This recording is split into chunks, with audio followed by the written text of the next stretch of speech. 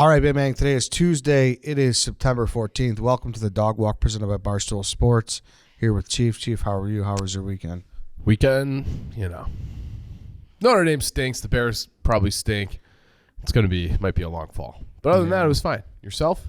Same boat? Same boat. I didn't have the Notre Dame on my plate, but I had the Bears, obviously. So, yeah, it's I don't know. I know you're a fall guy. Love the fall. But fall, when you don't have good football to look forward to, is pretty depressing, in my opinion. See, my stance is that it's still football. So you still have plans. You still have, I remember waking up on Saturday being like, I got a full day ahead of me. And I didn't have to do anything, but I still had a full day, and that's nice. Yeah, no, I hear you. I mean, but it's, especially Sundays. There's something about a gloomy Sunday. The clock goes, what does it go, backwards? You get an hour of sleep, but it's like, hey, here's your hour of sleep. But it's darkness. Dark as fuck at 4:45.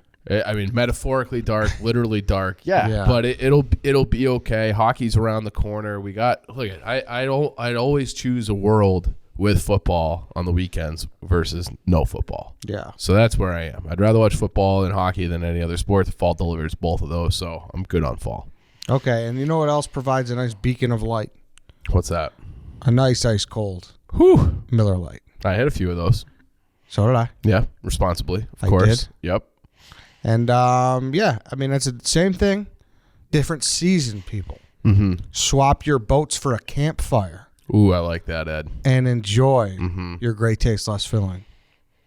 Pick some apples. Get the chili going. I mean, we made beefs in the office yesterday. I had a Miller Lite when I was doing that. I seasoned the beef broth with a little Miller Lite, too. It's just the greatest beer in the world, and we're lucky enough to have them in supply here at the office. I can't condone your apple picking statement, though. What's wrong with apple picking? Just embrace the fall. Picking an apple off the tree, or really picking anything off the plant and taking a bite, I mean, that's hunter-gatherer shit right there. That's a primal experience that I think that you should enjoy. Get out in the nature and enjoy the fruits, literally, of this earth, Ed. Well, much like that, Miller Lite is a beer you could always depend on as well. That's just about any liquor store. Mm-hmm. So next time you're getting ready to enjoy cold ones with your crew, go to MillerLite.com/redline to find the delivery options near you, or you can pick Miller Lite up pretty much anywhere that they sell beer. It's Miller time. Celebrate responsibly. Miller Brewing Company, Milwaukee, Wisconsin, 96 calories and 3.2 carbs per 12 ounces. Mm-hmm. All right, what are we getting into today? Well, I mean, not only was the weekend filled with football, it was also, very emotional. And then I don't know if you saw some of the large content, but obviously it's the 20th anniversary of 9/11. And one thing that maybe in all the pomp and circumstance that has been that was going on around the 20th anniversary was a decision through executive order that Joe Biden made. So I don't know if you saw. There was some reports from families of victims saying, we want certain files made public, and they're demanding this of Joe Biden. If you don't make these public, do not come to the anniversary of the ceremonies and honor our, the first responders or anybody who was in the Twin Towers or Flight 93 or Pentagon, anybody who perished. Those families were saying, hey, we're not here for your kind of, the look at me, the showmanship of our anniversary. There needs to be some action behind it, and you need to declassify some of these documents, some of these reports. And that report was specifically, it's called Operation Encore. And Operation Encore was an FBI-led investigation into the Saudi government's role in the 9/11 attacks.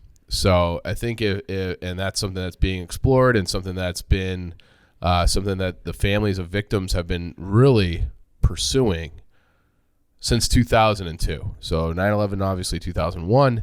These families have been pushing for the release of some of these classified documents, going back all the way to when the Warren, or not the Warren Commission, wrong event, the 9/11 Commission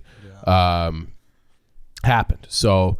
And now some of those things are starting to come to light, still heavily redacted, but that's what's, again, not probably getting as much coverage as I think it should, because it's some very jarring information that's coming out about how the Saudi government linked to 9/11. Man, we've talked about it before. I think you're done with it, but I watched that Turning Point doc. Yep. And they touched on it a little bit there too. Yeah, so maybe later on. So I'm not there yet, but it's just it's very good too. Check it out if you haven't, because it explains a lot about the war and everything, and how everything happened after. You always see videos of the attacks. You always hear about the people who were on it, how they got on the whatever. Yeah. But the after effects, and it's pretty stunning. It's like, bad. You watch that, and then I recently listened to another podcast called Blowback.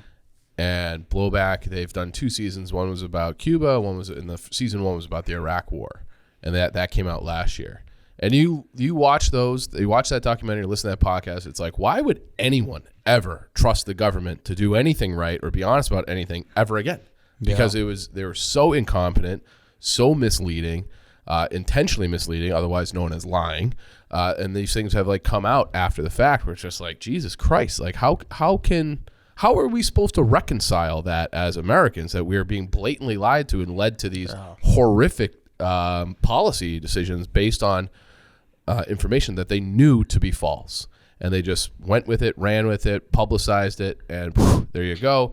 And then meanwhile, you got this story about so we obviously bombed the shit out of Afghanistan. We went to war there for 20 fucking years, and they used that as a precursor to get into Iraq. They tried to link Iraq to 9/11, even though there's no real data for that. But there's a lot of reasons to be like, point the finger and look more closely at Saudi Arabia. That seems like it was just ignored.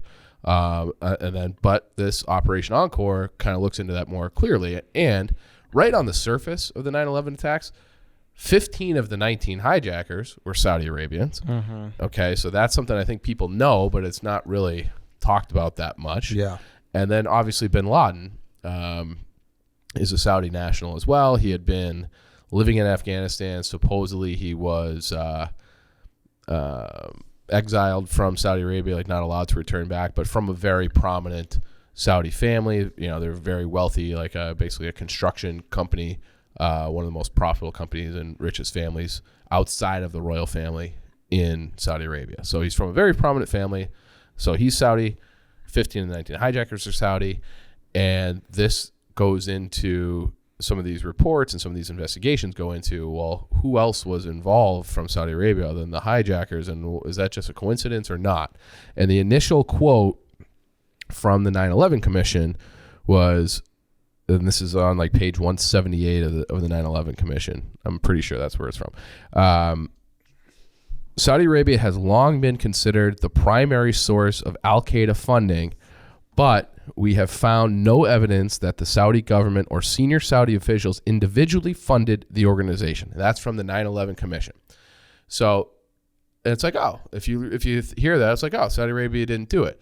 But it's not the Saudi government directly or high-ranking officials, senior officials directly. So what does that mean? That means there's at least a buffer. And the Saudi government has long been giving money to other organizations, and they would deem them to be charities, and they'd funnel money to these charities or their ministry of religion, and then the money from, once it's in the charity, goes out to these different extremist groups. And I'd always, it's one of the things in that documentary, the Turning Points documentary, and I think maybe Blowback too, they made a similar analogy where they talked about how Al-Qaeda wasn't really like this super connected network of terrorists around the world. The reports are that it wasn't the way that we think of it. It was more like Al-Qaeda was the name for a group that kind of acted as almost like a terrorist private equity fund, okay? Where it's like, hey, you got a lot of money. Hey, what are you guys working on?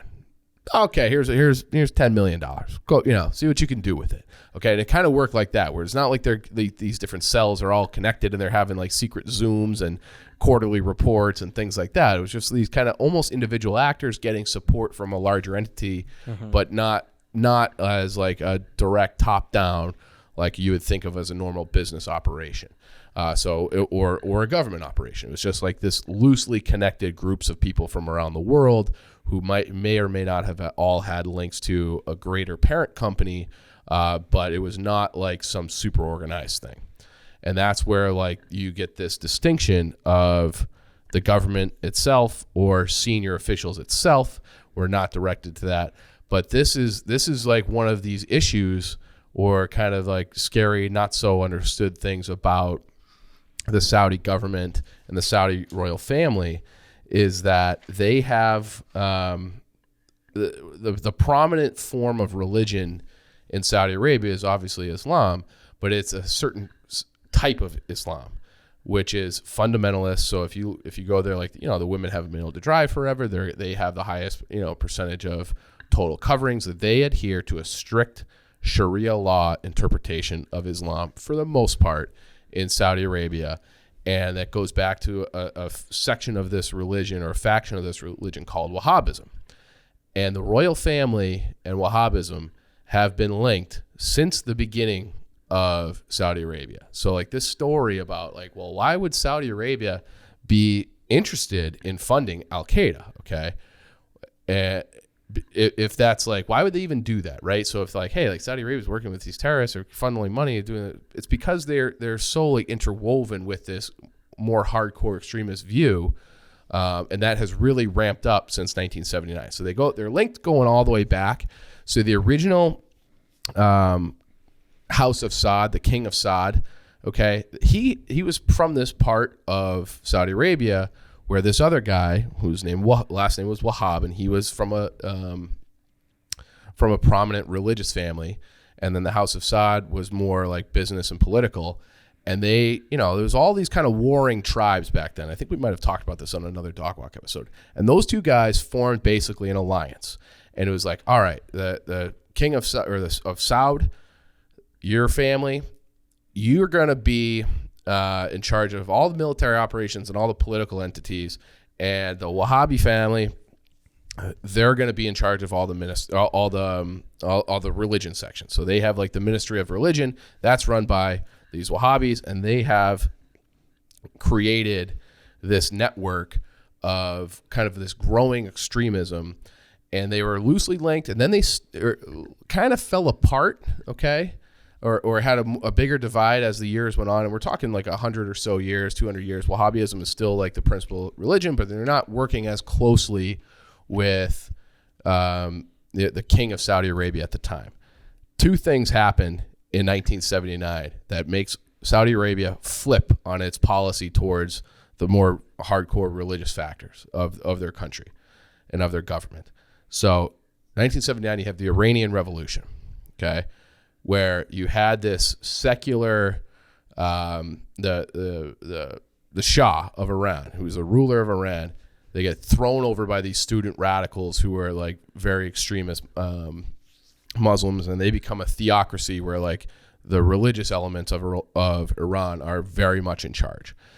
And then Wahhabism also took over and took power in the biggest mosque in Mecca. So it's like, holy shit, these guys, these radicals who were kind of just pushing over here, okay, like, yeah, you guys do your thing, whatever.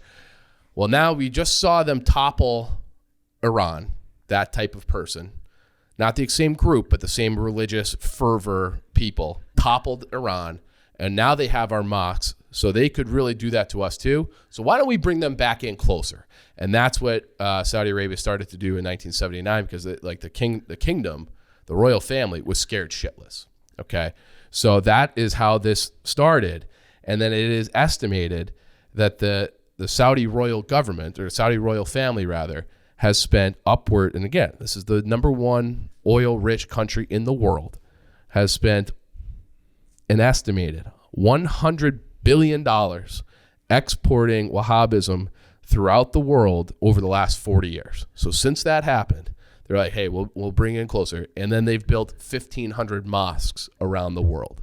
So now that they're working more closely with Wahhabism, it becomes a thing where like you can't really advance in your career in the Saudi government if you're not Wahhabi. So like you either have to actually be one or say you're one. But that is how you end up having more power in the Saudi royal family. So why would Saudi Arabia want to support, these groups? Well, it's because hey, we'll give you money and you support them through these different charities, allegedly. We can't be seen to have anything to do with it, but we're working together. Just leave us alone. Leave the kingdom of Saudi Arabia, the royal family, in power alone. We'll keep our same agreement. You run the ministry and all the religious aspects of our country. We'll run the political dealings and the military. And that's where like they're so closely linked. And it's like, okay, like now maybe that starts to make sense a little bit. So where are you getting your jihadi hijackers from Saudi Arabia? Why? Because that's where the most fervent radicals are located, because they've been taught Wahhabism since they were 5 years old. So they had plenty of recruits to do this. Hey, let's take a quick break here and talk about Dude Products, Chief. We love Dude Products. I love Dude Products. I've become a big advocate of them just because I'm using them. When I rollerblade to work, I love the Dude shower. It works. It's refreshing. You smell good. It feels like you took a shower. We talked about the face wipes yesterday and the draft. Dudeproducts.com. Go check them out. They got a ton of good stuff there. They got deodorant. They got shampoo. Of course, you know about the fucking Dude wipes. That's how they built the brand. Flushable wipes are huge. Yes. So, and now, we had beefs yesterday. Chili season is upon us. You're going to want to have a stack of those right on the back of your toilet for when nature's calling after an NFL Sunday. Yeah, stop using shitty, scratchy toilet paper. Switch to Dude wipes. They're extra large flushable wipes made with plant source fibers designed to give your butt a cleaner, more refreshing finish than toilet paper after dropping a deuce. So be prepared for any situation on or off the course with Dude wipes. They come in at home and on-the-go options. They also have Dude powder and Dude shower body wipes, like Chief said, and the products are great for those hot and sticky days on the course. Go to dudeproducts.com, use code BC15 for 15% off your order. That's a nice deal there. Big deal. 15% is not nothing, folks. It adds up quick. You are right. So go do that, or they're at a bunch of retailers. So you could just buy them, throw them in your cart. All right, let's hop back into the episode. And then it's like you dig in a little bit deeper and you find out about this guy. Because, again, I want to go back to that thing where they said there was no senior officials. Well, one guy who probably wouldn't be considered a senior official is a guy named Omar Al Bayoumi. Okay. This guy is he's very much linked to the royal family, very much linked, or not the royal family per se, but the Saudi royal government. And he's also linked to two of the hijackers. So two of the hijackers land in LA in 2000, like January 15th, 2000. And they get connected with these guys. And the two hijackers that landed there have no English language skills whatsoever. They can't read a street sign. They can't rent a car. They have no money. They have no nothing. Okay. This Al Bayoumi is the guy who kind of is like their fixer, their handler when they get to the United States. So, and so much so, like he was going back to 1998, Al Bayoumi, he was listed as a suspected Saudi government operative by both the CIA and the FBI. When was that? Sorry. So this guy, Omar Al Bayoumi, who's helping the terrorists. This was before 2000, though? This is before the attacks, before 9/11. And they started investigating him in 1998. He was deemed, I'll say it again, a suspected Saudi government operative. So he's living in LA and San Diego. We'll leave him alone because he's not like doing anything, but we think that guy's working for the Saudis. And they think he was working for the Saudis is because he was a middle-aged man who was here on a student visa who never went to class, and they've proven that he was getting payments from the Saudi Department of Defense. So he's just getting paid by the Saudi Defense Ministry while here on a student visa, but never really going to school. But he's one of these guys who's working for different mosques in and around LA and then in San Diego. So those two guys, the two of the hijackers, fly from Malaysia. They land in Los Angeles. They have some other guy pick them up, and then they drive them down to San Diego. And who's waiting for them is this Omar Al Bayoumi. He gives them money, helps them rent a car, gets them enrolled in English language classes, gets them enrolled in flight school, and he's on a lease agreement as the co-signer for 2 of the hijackers. So this guy who has links to the Defense Ministry of Saudi Arabia and the ambassador to Saudi Arabia that was in the United States, the ambassador's wife was also funneling money back to this guy. And so it's like, yeah, like the ambassador who would be considered a senior official, no links. His wife giving them money. Okay, so it's like, wait a second. You just said that no senior officials, and that's kind of like, yeah, no senior officials. And if you look at how Saudi Arabia does, they don't really let their wives, especially if you're a Wahhabi, act on their own. So she's not just like, oh, hey, like I enjoy the cause. I'm just going to give these people money. No, like that was obviously a directive, but it's a loophole. So they don't have to say senior Saudi official, i.e. the ambassador to Saudi Arabia or the ambassador to the United States from Saudi Arabia. So kind of fucking crazy. And then, so they're in these flight schools, they're in these English language schools. Al Bayoumi, 2 months before 9/11, leaves the country, goes from United States to UK, and then 2 months later, obviously the hijackers take over the planes, and we know the story. But there's been all sorts of links from Al Bayoumi, and then there's this other guy named was Osama Bassan, and Bassan was I misspoke on that. So Bassan was the guy who was receiving financial support from the Saudi ambassador's wife. And he was the guy who actually like helped them in the when they first landed. So they have all these like guys who are like 1 degree of separation from the Saudi royal government. I'm working for this mosque or this charity. Where do you get all your money? From the Saudi royal family. And then they're dispersing it as they see fit. Where are you getting your money? From the ambassador's wife. How are you in the United States? Student visa, even though I don't go to class. It's like a very like, there's like a buffer. There's always a buffer, like plausible deniability.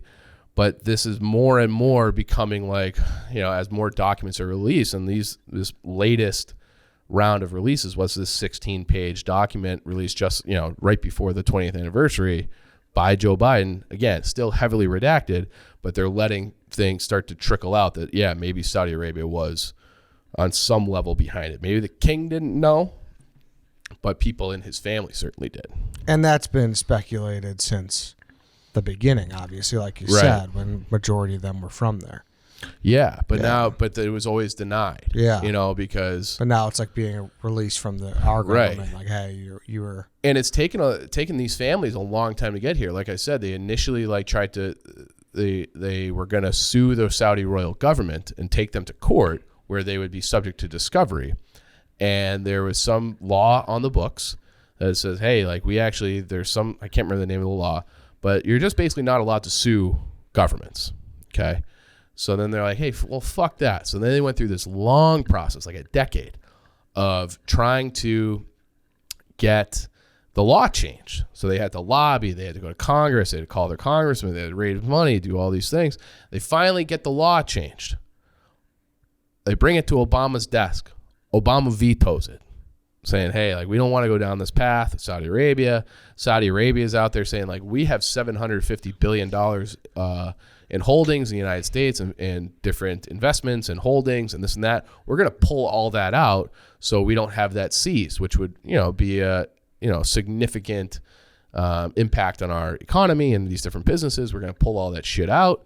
And so the bill gets vetoed by Obama, goes back to Congress. And if you remember your civics class, once it gets vetoed, you need a 2/3 vote to override the veto in Congress. They got it. So that happened in 2016. So now these families, this kind of like a class action suit, is able to sue the Saudi government in court for damages. And I think the number attached to this lawsuit was $1.8 trillion. Holy fuck. Yeah. Okay. And their whole claim is that they're funding terrorism through this Wahhabism across the world. So you have not only, the people killed in 9/11, but there's, USS Cole, like all these different the terror bombings in 93 at the World Trade Center, Paris stuff, Paris, right? Belgium, that this has become a problem globally, and that all, they always say follow the money. Well, if you really forensically, it seems like if you follow the money all the way back, it leads to one place, and that's Riyadh, which is the capital of Saudi Arabia. Damn. Yeah, man. It's just crazy because like people had this hunch already, and it's just like it's. Yeah, and it was kind of swept under the rug. Yeah. Okay, so this Al Bayoumi, again, he has close contact through phone records because they've really started investigating him. Close contact with at least 2 other terrorists and terrorist groups, militants in Saudi Arabia. So while like they're thinking like the planning's going on, he's calling this family house. Okay, now you hand the phone to whoever the actual Al Qaeda representative living in Saudi Arabia. So like everything's kind of funneled. It's like they call it, and if you watch some of these CIA, FBI documentaries, they call it tradecraft. So like they do everything just to kind of stay under the radar and create a plausible deniability enough so that they can operate properly. And then like another one of the guys who it's like nothing on paper, Exactly. It's pay phones only, It's right. very much like, hey, like you could be like, hey, we got you, but you really don't. But you don't. Yeah. But you don't. Exactly. And it all goes back to like this Wahhabism, which is, man, that thing must have a fucking grip over there. It does. And it's like the royal family, because they got so afraid of them in 1979, started really funding, some of their, more shady, more extremist wishes, but they would always funnel it through some charity. So then it's like, okay, like how do you radicalize more people? Well, we're going to set up a Wahhabism mosque in all over the world, but like this one in LA in particular, that this network was helping at least 2 of these terrorists on 9/11. Well, that they connected to Anwar al-Awlaki, which is a famous name. Big time notable Al Qaeda member was working out of there as well. He was supposed to be, and then they have other hijackers that came through there. So they have like you're basically able through these charities. Hey, we're building a mosque. Who are you putting in charge of the mosque? We're going to have this imam. Who's this imam? Well, he's connected. He was the imam for the Saudi consulate in a place in Saudi Arabia. Okay, so what does that mean? It means he's like one of the most extremist types of guys. We're going to export him to LA, to Belgium, to New York, to this place, to that place. And it's all funded going back through the Saudi royal family. And it's like, oh, hey, like, yeah, we didn't really know. Like our organization's so big, we didn't really know. And maybe that's the case. I don't know. But but they are, through some of these, Muslim initiative charities, able to foster and foment this sort of radical Wahhabism in other places. So there's a different degree of this religion though? Of course, like anything. Like we have Christian fundamentalists. Like you could think of it as like the Amish. Like they're Christian, they're fundamentalists. They travel by horse and buggy. It's like a weird thing that they've decided to do in their religion. And there's certainly other various forms of Christian fundamentalists. And you see like, Hasidic Jews choose to look a certain way and dress a certain way and pray a certain way and live their lives a certain way. Every religion has the full gambit, full range of very conservative, extremist populations, and then other ones. And you can say like, so there's Christian groups who believe so much in, an anti-abortion that they've committed terrorist acts against like abortion clinics. Like that's a thing that's happened. That's a violent crime that's happened to quote unquote further their cause, misguided though it may be. But this is like, there's like normal, good people that are Muslims. I don't want to make this seem like this is like a thing against all Muslims, because it's not. But this is a problem specific to Saudi Arabia, where they're seemingly funding some of these more extreme groups of people who want to do harm to the West. And I take it that these funded mosques are the extreme ones? Yeah, these not all, okay, but they, like I said, they've built 1,500 mosques across the world. So we're talking from Jakarta to Jalalabad to, Belgium and Brussels and all the way to New York and LA and everywhere else. Like they have built and have really tried to grow their footprint and their following and have done so successfully. And not every person that walks into a Wahhabi mosque or a Wahhabi funny mosque is going to be some sort of like terrorist. The same way, like I walk into my church, my parish, and it's like I don't know what their agenda is. I'm just there for church, like So, but if you're an extremist, like you will find your people in there, and that they try to recruit, and they have their classes. And if you watch the movie Syriana, have you seen that movie? No.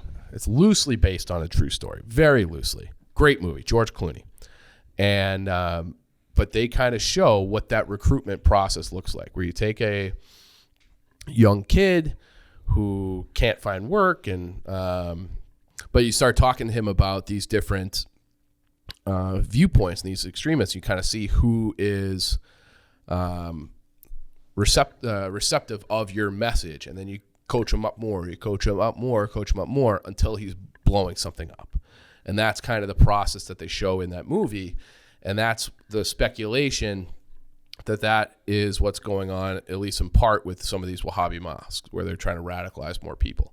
How successful it is, I don't know, but they definitely have connections to these 9/11 hijackers that, this guy, Omar, he's like a guy who's connected, and he's a guy who assisted, at least in getting these two guys an apartment. Who know, like he might have just been, we talk about the Lee Harvey Oswald thing. Maybe he's just a patsy.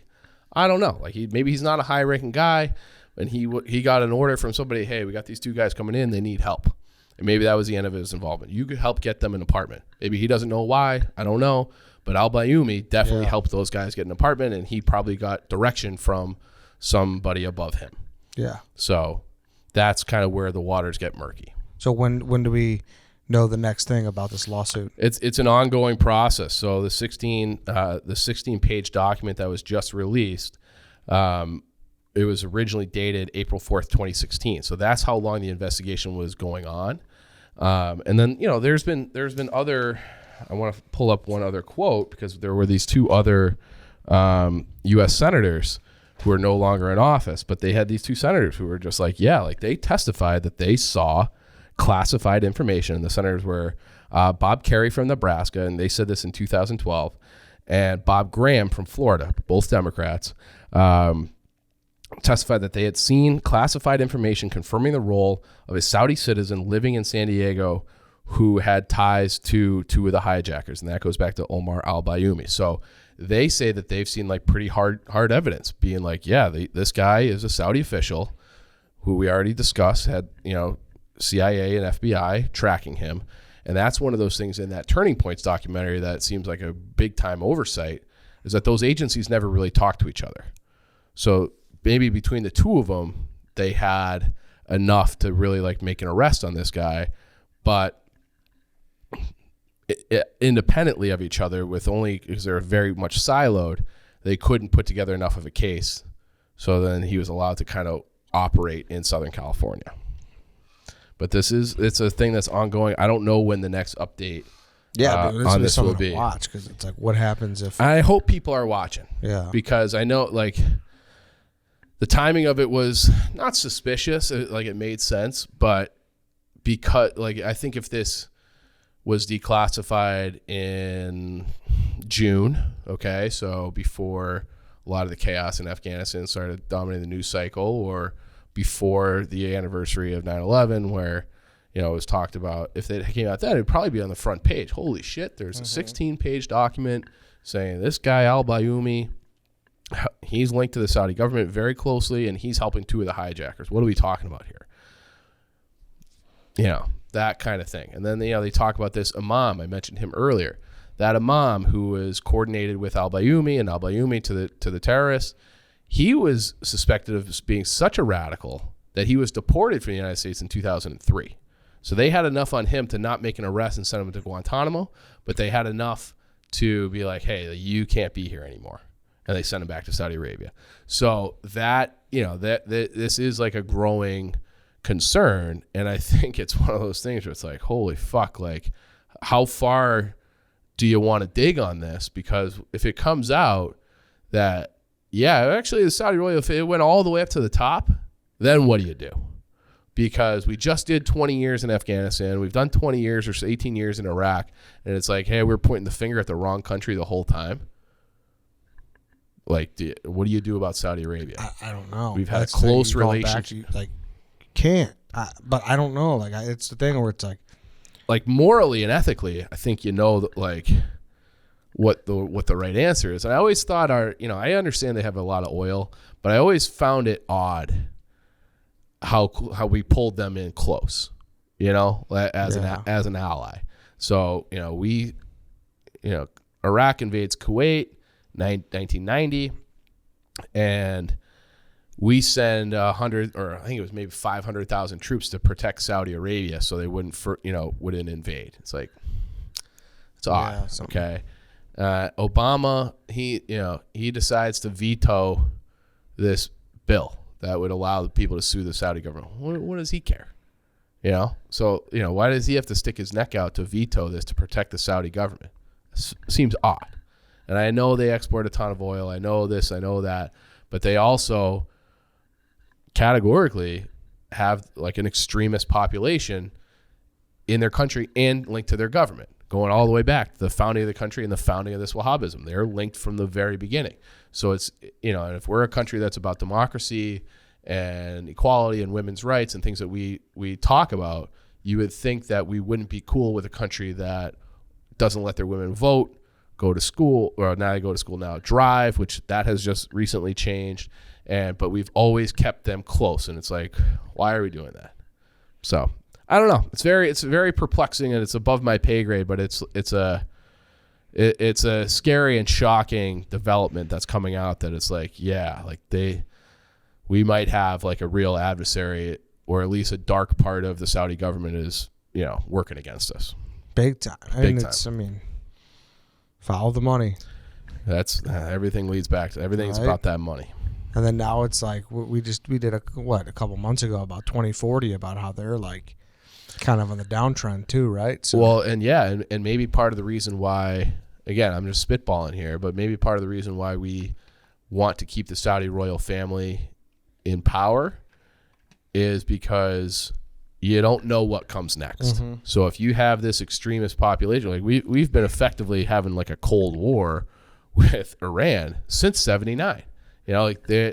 Bush gets up there and they have all kinds of sanctions, and Bush gets up there and names them and North Korea as the axis of evil. If you remember that, and prior to the invasion of Iraq, it's like Saudi Arabia, or it's like Iran and Iraq hate each other. Like we helped Iraq a ton in a war against Iran that took the entire decade of the 80s that we were funding Saddam. So it's like we hated Iran that much, and then we go in and we hate Saddam, and now and so it's like, and maybe they just always thought like, hey, the real hornet's nest is over in Saudi Arabia because they got this Wahhabism. We don't want to take them out because that's too scary of who could come behind them, and it's a bigger country, the bigger population. I don't know what the answer is. I don't think they know either. Right. So it's like that was pretty clear. Right. It just seemed like they were like looking to grasp at any straw that they could. And maybe it's you just deal with the devil kind of thing. So I don't know. Scary. Interesting though. Very interesting. Yeah. All right, Chief. Thank you. Yeah. Anytime. Thanks everybody for listening. That's it for today. We'll see you tomorrow.